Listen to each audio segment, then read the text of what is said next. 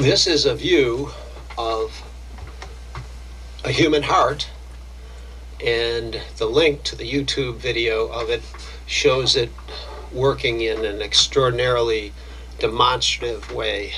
Very interesting.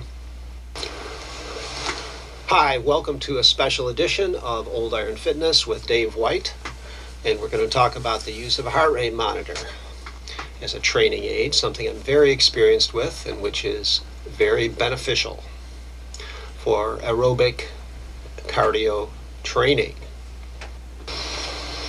And this is a particular polar model which I've used for over 20 years, and it has significant benefits.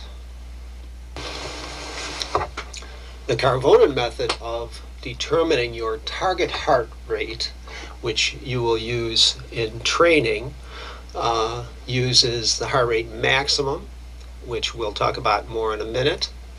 Each human being has a maximum that their heart rate will go and won't go any faster. The heart rate resting, HR rest, is also determined experientially. You can test your resting heart rate. It's not that difficult. And you multiply these by the training intensity that you desire. And we'll talk more about that in a minute. Your maximum heart rate is the fastest that your heart rate will go, no matter how great an effort you put out. And to determine this, you really need to go to a doctor and have a stress test. This is cumbersome and probably expensive, so there are other ways to determine your maximum heart rate, which are best done if you are very fit. There are estimates can be made by subtracting your age from 220 if you're a man or from 226 if you're a woman, but these are only estimates. There's protocols that you can follow to actually determine your maximum heart rate, and this is one of them. If you check to the link, you'll find the description of what to do in greater detail. There's other methods as well, but if you check, you can find methods to do it. Of course, you've got to be very fit to put your body in its most extreme to begin with. So you don't do this unless you're already very fit.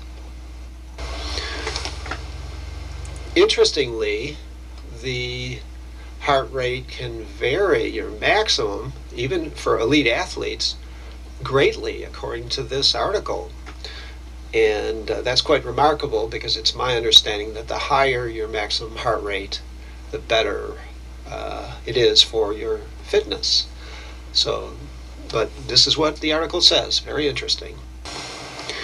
Now, the heart rate monitor will report back to you how much time you spend in each of 5 zones that you can program into it. And you determine what they are depending on what your maximum heart rate is. And it's quite useful information.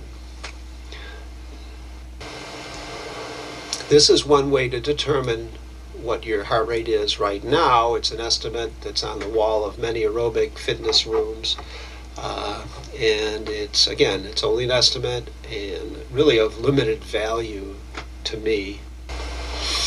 There are various charts that are based on heart rate and age and tell you what your maximum effort should be if you want to attain certain percentages. And they call them aerobic, anaerobic maximum on this chart for a more serious athlete, less serious, the fat burning or moderate zones. There's other charts, and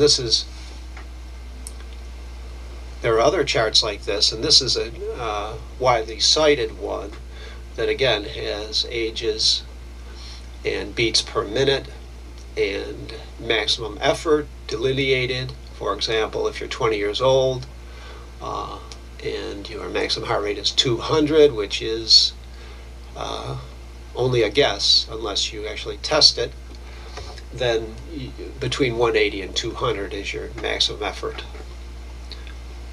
For example, There is a subjective way to report your effort, and that you could actually use in a similar way that you use a heart rate monitor. It's not as precise, obviously. For the numbers between 6 and 20 here, if you add a 0, roughly correspond to a very fit young person's heart rate. So it's subjective and useful, of some value. Now, VO2 max is also a feature of this heart rate monitor. It'll give you a reading of what your VO2 max is, which is your velocity of oxygen uptake, which is a measure of your fitness. Quite a useful feature. There is a direct relationship between your maximum heart rate and your VO2 max, and its linear relationship. We'll see more in a few minutes. For this particular monitor, it is only an estimate, because it looks at several different studies, a number of studies, to determine the VO2 max that is desirable, and we'll see a chart in a minute. From the 62 on this chart. So it is a not precise, but nevertheless valuable information.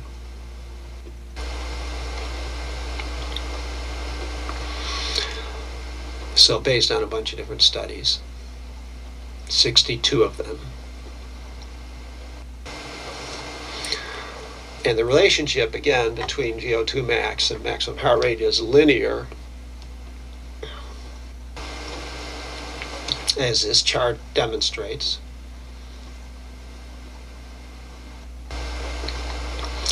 And of course, what you inherit and what you do with it really can determine your VO2 max. So by training, you can improve your VO2 max regardless of your genetics.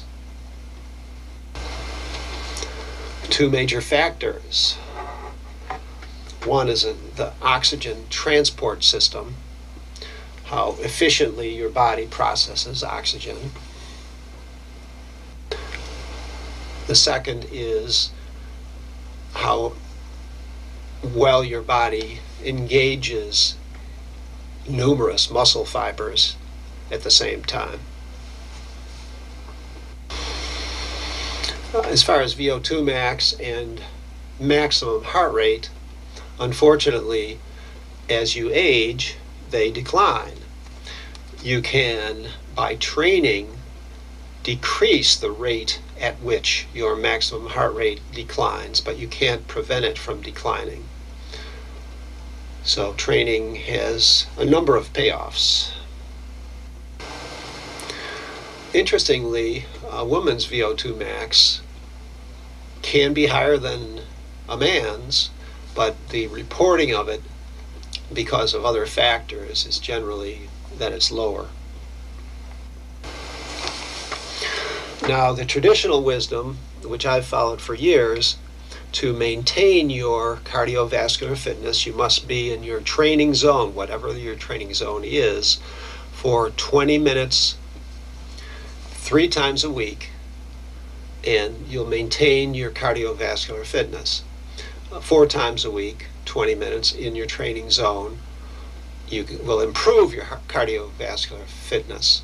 However, if you follow a high-intensity interval training, rigorous program, you can improve it and or maintain it with less time and fewer workouts. That's what the studies show.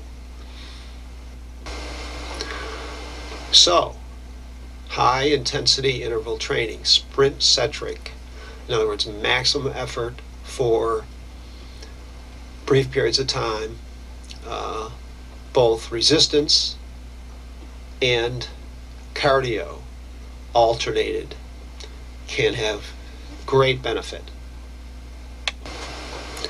Interval training has been popular and utilized for many years, and it certainly works at all levels of fitness. It can be the difference between walking and jogging, or the difference between jogging and running, or the difference between running and sprinting, depending on the individual. And those same differences in effort apply to a bicycle or an elliptical machine. Just vary the workout, and you are getting an interval workout. Now, a high intensity interval workout varies between resistance and cardio or aerobic work.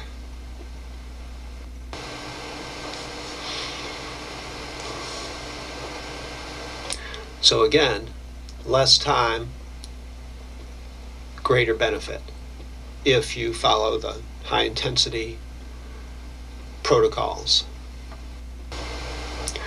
And there's significant studies, scientific, that back this up. This study demonstrates that a practical model of low volume, high intensity training, by which that means less time, is a potent stimulus for increasing skeletal muscle mitochondrial capacity and improving exercise performance. So there's different methods of HIIT, HIIT, high intensity interval training, and turbulence training is one of them. It's a good way to go. Another way to do it is the scientific 7-minute workout, which is an interesting concept which was reported in the New York Times based on a study and a report made by the American College of Sports Medicine, which is a highly credible organization, by using 30-second body weight exercises, one after the other, 12 of them. Within 7 minutes, you engage all your muscles. And if you do them back to back, you can also elevate your heart rate, so you get a cardio and resistance training workout. This has become popular. Pop Sugar puts it this way, the website. Or you can go to Old Iron Fitness, my website, and watch my wife do it in real time and just do what she does for 30 seconds and then move on to the next one for 30 seconds. Works very well. She actually, by working at it, starting with 15-second intervals, got so that she could do the 30-second intervals. And go to the website. It's quite interesting. The YouTube sites.